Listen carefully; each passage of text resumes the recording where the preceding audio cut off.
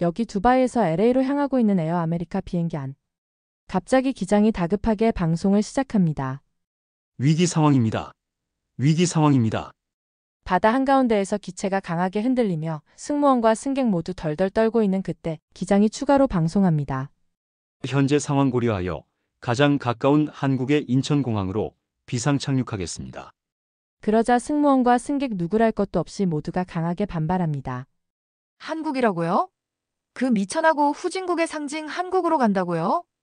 기장, 미쳤습니까? 그럼에도 기장은 꿋꿋하게 인천공항으로의 비상 착륙을 시도합니다. 여러분 잠시만요. 사연을 접하기 전에 구독과 좋아요 한 번만 눌러주시면 정말 감사하겠습니다. 자, 그럼 사연 시작합니다. 안녕하세요. 저는 에어 아메리카 A380의 퍼스트 클래스 수석 승무원 맥건 로렌입니다. 하버드 대학교 항공우주공학과를 수석으로 졸업하고 콜롬비아 대학원에서 항공안전관리 박사 학위까지 받았죠. 유럽과 미국의 수많은 항공사들이 미모까지 빼어난 저를 지속적으로 영입하려 했지만 결국 제가 선택한 곳은 최고의 서비스를 자랑하는 에어 아메리카 항공이었어요. 그날은 두바이에서 출발하여 LA로 항해하는 EK215편이었습니다. 평소와 다름없이 태평양 상공 4만 피트를 순항하던 중이었죠. 저는 막 퍼스트 클래스 승객들을 위한 5가지 코스의 디너 서비스를 준비하고 있었어요. 그런데 샴페인을 따르던 그 순간 기체가 상당히 크게 흔들렸습니다. 처음에는 단순한 난기류라고 생각했어요. 하지만 이어진 진동은 달랐습니다. 13년의 경력 동안 한 번도 경험하지 못한 이상한 떨림이었죠. 곧이어 기장님의 긴급 코드가 객실에 울렸어요. 이번 엔진에 심각한 결함이 발생했고 일단 급한 대로 가장 가까운 인천국제공항으로 비상 착륙해야 한다는 것이었습니다. 순간 제 머릿속이 하얗게 변했습니다. 한국이라니요? 여전히 개발도상국 따위에 불과한 한국 아닌가요? 우리 같은 세계 최대 여객기인 A380의 비상 착륙을 한국 따위에게 맡겨야 한다고 하니까 저는 오로지 절망뿐이었습니다.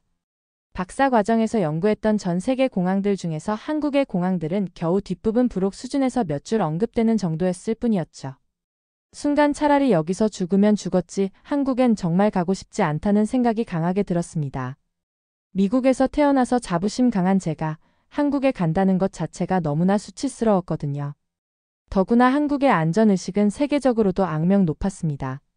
갑자기 미국 뉴스에서 들었던 세월호 사고를 비롯한 수많은 안전사고들이 머릿속에 떠오르더군요.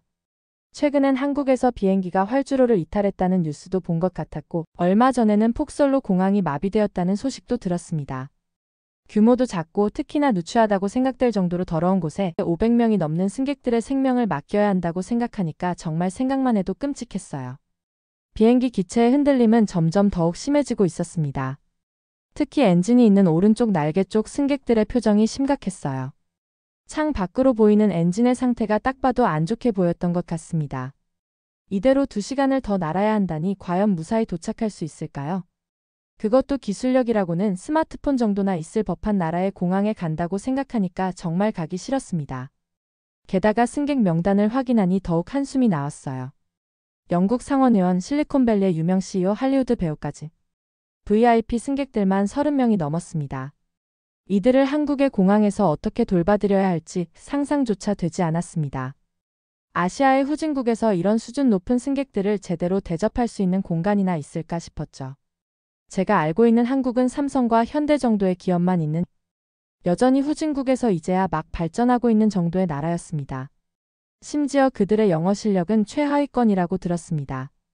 비상 상황에서 의사소통은 도대체 어떻게 하려는 걸까요? 비행기의 기술적인 문제는 또 어떻게 해결할 수 있을까요? 불안감이 점점 커져서 마음이 너무 불편했습니다. 남은 비행시간 2시간 15분. 이 시간이 제 경력에서 가장 긴 시간이 될 것 같았습니다. 승무원들의 얼굴에도 절망감이 역력했어요. 우리 모두 알고 있었죠. 미국이나 유럽의 공항이었다면 이렇게까지 걱정하지 않았을 거라는 걸 모두가 알고 있었죠. 하지만 한국이라니. 도대체 한국이라니. 그것도 한국으로의 비상 착륙이라니. 창 밖으로는 점차 어두워지는 넓은 바다만 보일 뿐이었어요. 기체의 흔들림은 계속되었고 이따금 들리는 이상한 소음은 저의 불안감을 더욱 증폭시켰습니다. 13년간의 경험도 최고의 학벌도 수많은 훈련들도 이 순간만큼은 아무 소용이 없어 보였어요. 우리의 운명이 한국이라는 아시아에서도 변방의 공항에 달려있다니 이보다 더 비관적인 상황이 있을까요? 현재 위치를 확인하며 저는 마지막 희망을 놓아야 했습니다. 이제 다른 선택지는 없었어요. 우리는 정말로 인천으로 가야만 했죠. 제 가슴 한켠에는 체념과 함께 두려움이 자리 잡았습니다. 과연 이 선택이 올바른 것일까요? 저는 깊은 한숨을 내쉬며 최악의 상황을 준비해야만 했어요. 인천공항이 레이더에 잡히기 시작했다는 기장의 알림을 받았을 때 저는 여전히 불안감에 휩싸여 있었어요. 하지만 관제탑과의 교신을 듣는 순간 제 얼굴에 의외라는 표정이 스쳤습니다. 유창한 영어로 전문적인 지시를 내리는 관제사의 목소리가 생각보다 침착했거든요. 하지만 저는 여전히 강한 의심을 거두지 못했습니다. 영어를 잘하는 관제사 1명 정도 배치했다고 해서 전체적인 시스템이 괜찮을 리는 없잖아요. 실제 비상 착륙 과정에서는 수백 명의 지상 인력이 필요할 텐데 과연 한국인들이 제대로 된 대응을 할 수 있을지 상당히 의문이었죠. 비행기가 인천 상공에 진입하자 창 밖으로 활주로가 보이기 시작했어요. 그리고 그 순간 저는 눈을 의심할 수밖에 없었습니다. 활주로 주변에는 이미 수십 대의 비상 차량들이 완벽한 대형을 이루고 대기하고 있었거든요. 소방차, 구급차, 특수구조 차량들까지 마치 오랜 시간 훈련된 것처럼 정확한 위치를 잡고 있었습니다. 활주로에 착륙하기 위해 고도를 낮추는 동안 저는 계속해서 의아한 감정을 느낄 수밖에 없었습니다. 지상에서 보이는 모든 것들이 너무나 상당히 체계적으로 보여졌거든요. 하지만 동시에 이것이 과연 진짜일까 하는 의구심도 들었습니다. 어쩌면 보여주기식 준비가 아닐까 싶었죠. 실제 상황에서는 전혀 다른 모습을 보여줄지도 모른다는 생각도 들었고요. 그런데 정말 반전처럼 비행기의 착륙 과정은 더욱 놀라웠습니다. 기장과 관제탑의 소통은 완벽했고 착륙 유도 시스템은 예상보다 훨씬 예민하고 정교하게 되어 있었죠. 저는 콜롬비아 대학원에서 공항 시스템을 연구할 때 전 세계 주요 공항들의 장비를 분석한 적이 있었는데 인천공항의 시스템은 가히 최신식이었습니다. 하지만 이런 첨단 장비를 제대로 운용할 수 있을지는 여전히 의문이었죠. 비행기가 점차 활주로에 접지하는 순간 저는 또 한 번 놀라움을 금치 못했어요. 착륙 과정이 믿을 수 없을 정도로 부드러웠거든요. 엔진 한 개가 고장난 상태에서 이 정도의 부드러운 착륙을 해낸다는 것 자체가 믿기질 않았습니다. 하지만 곧바로 제 머릿속에는 다른 생각이 스쳤습니다. 이제부터가 진짜 시험대라는 생각을요. 승객들의 대피와 비상 상황에 대한 대응, 그것이 진정한 한국의 실력이 적나라하게 까발려질 거라 생각했습니다. 활주로에 멈춰선 순간 저는 창밖을 주시했습니다. 비상 차량들이 신속하게 기체 주위로 움직이기 시작했어요. 그들의 움직임은 분명 전문적으로 보였지만 제 마음 한구석에서는 여전히 불안함이 떠나지 않았습니다. 이런 대형 항공기의 비상 상황을 이들이 제대로 다뤄본 경험이 있기는 할까요? 특히 걱정되었던 건 승객들의 대피 과정이었어요. 최고의 VIP 승객들을 과연 어떻게 처리할 것인지, 노약자들은 어떻게 보호할 것인지. 미국이나 유럽의 주요 공항들은 이런 상황에 대한 매뉴얼이 완벽하게 갖춰져 있었지만 이곳 인천공항은 어떨까요? 아무리 좋은 장비를 갖추고 있다 해도 실제 운용 능력은 또 다른 문제니까요. 하지만 이어진 상황들은 제 예상을 계속해서 뒤엎었습니다. 비상탈출 슬라이드가 전개되자마자 지상 요원들의 체계적인 움직임이 시작됐어요. 그들은 마치 수백 번도 더 훈련한 것처럼 신속하고 정확하게 움직였습니다.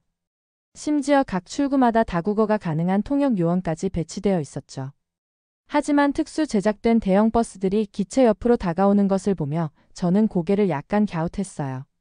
분명 모든 것이 완벽해 보였지만 뭔가 이상했습니다. 개발도상국이라고 생각했던 나라에서 이런 수준의 대응이 가능하다는 게 도무지 이해되지 않았거든요. 이 모든 것은 일시적인 것이라 생각했습니다. 아니면 분명 제가 모르는 다른 문제점이 있을 것이라 확신했죠. 하늘은 이미 어두워져 있었지만 활주로는 대낮처럼 밝았습니다. 수십 대의 조명 차량이 현장을 환하게 비추고 있었거든요. 모든 것이 너무 완벽해 보여서 오히려 불안했어요. 13년간의 승무원 경험으로 봤을 때 이런 완벽함 뒤에는 반드시 어떤 허점이 있기 마련이었거든요.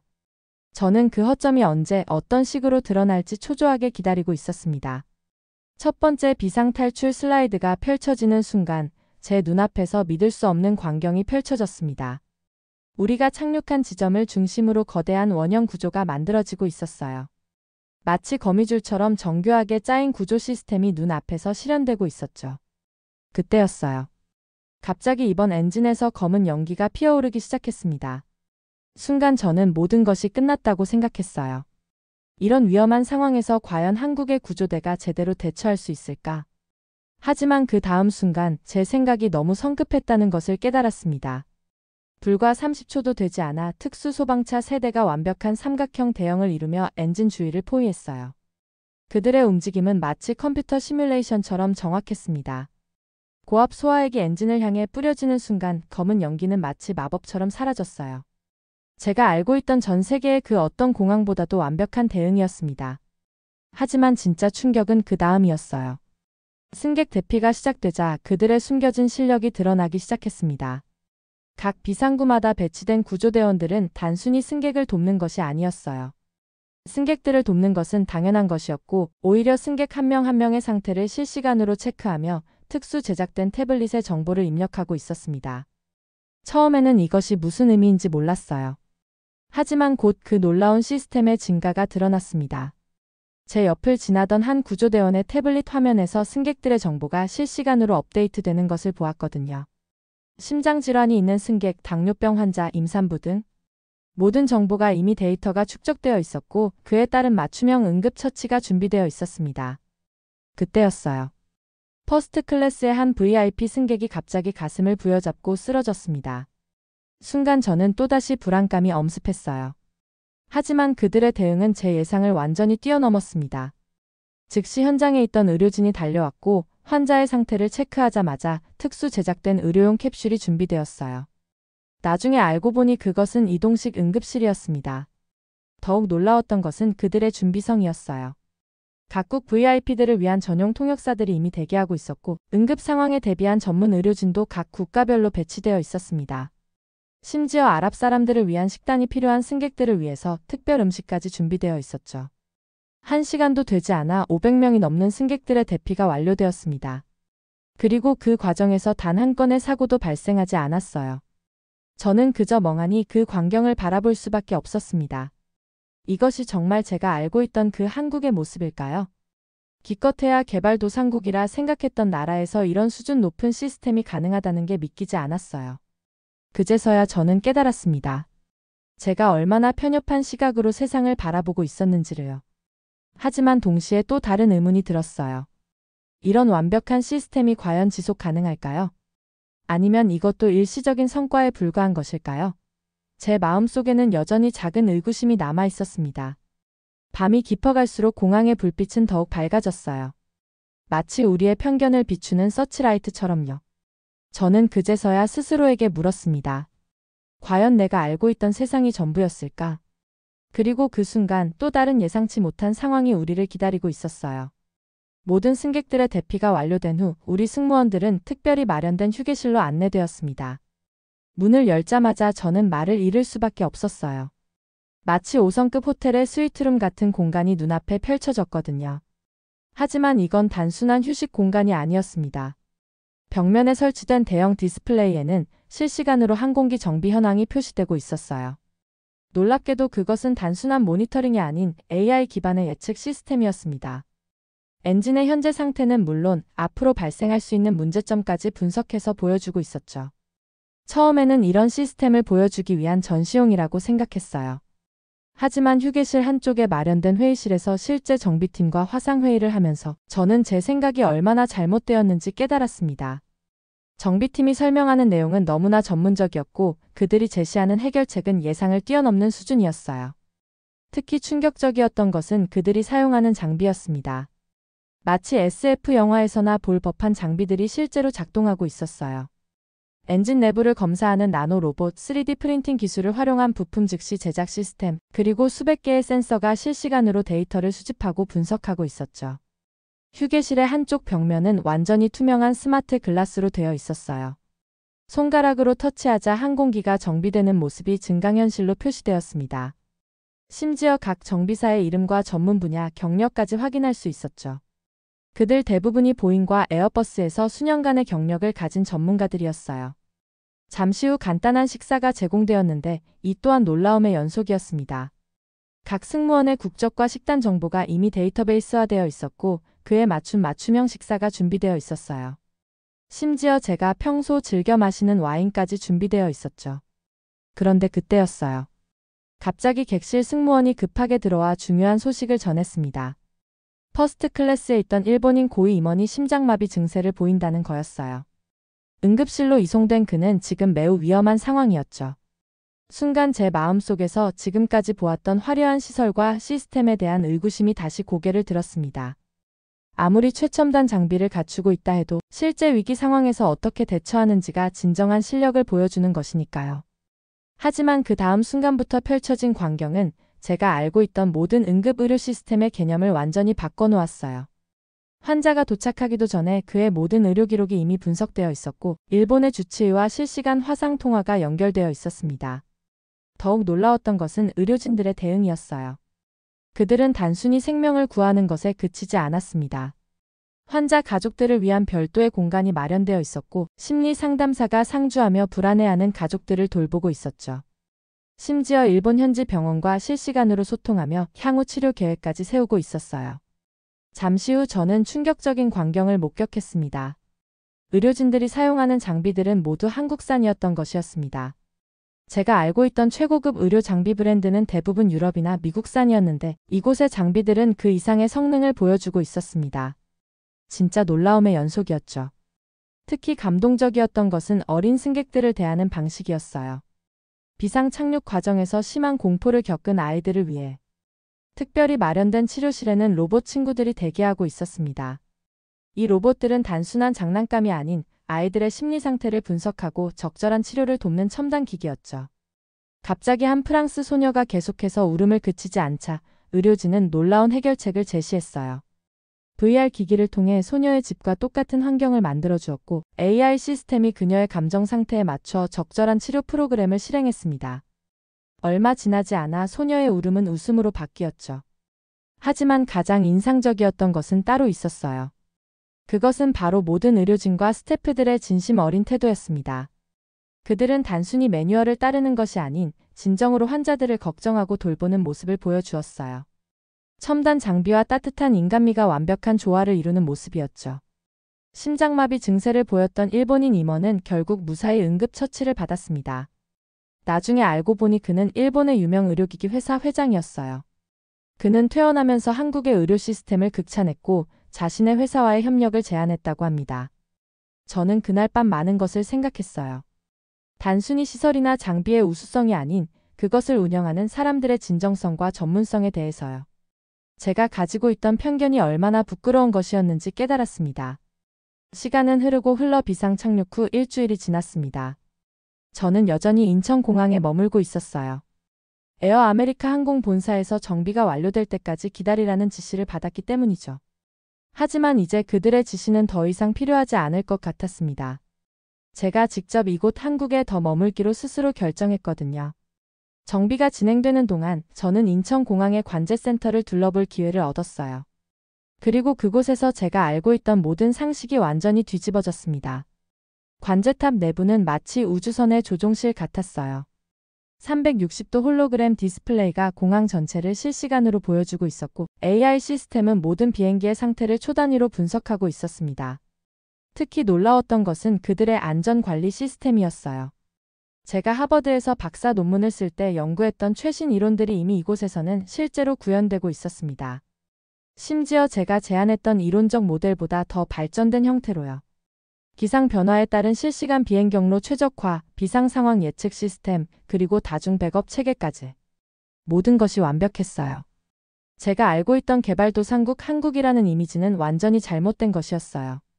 이제 저는 더 이상 망설이지 않았어요.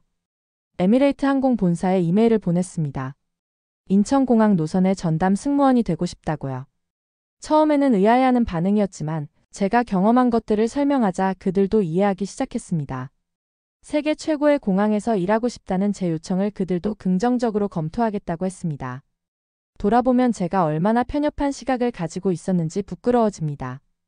단순히 아시아의 공항이라는 이유로 이곳의 능력을 의심했던 제 자신이 부끄러웠어요. 이곳 인천공항은 이미 세계 최고의 수준을 넘어 미래의 항공산업을 선도하고 있었습니다. 기술력만이 아닌 인간미까지 갖춘 진정한 미래 공항의 모습을 보여주고 있었죠. 비행기가 이륙하기 전 저는 마지막으로 공항을 둘러보았습니다. 그리고 확신했어요. 조만간 제가 다시 이곳으로 돌아올 것이라는 걸요. 이번에는 불안에 떠는 승무원이 아닌 이곳의 완벽한 시스템을 자랑스럽게 믿는 승무원으로서 말이에요. 인천공항이 보여준 미래, 그것은 제가 꿈꾸던 항공의 미래이기도 했으니까요. 여러분 잘 들으셨나요? 저는 정말 미국 승무원이 인천공항을 이렇게 사랑하게 될 줄 상상도 못했습니다. 다음에도 좋은 사연으로 뵙도록 하겠습니다. 마지막으로 구독과 좋아요 눌러주시면 영상 제작에 정말 큰 힘이 됩니다. 감사합니다.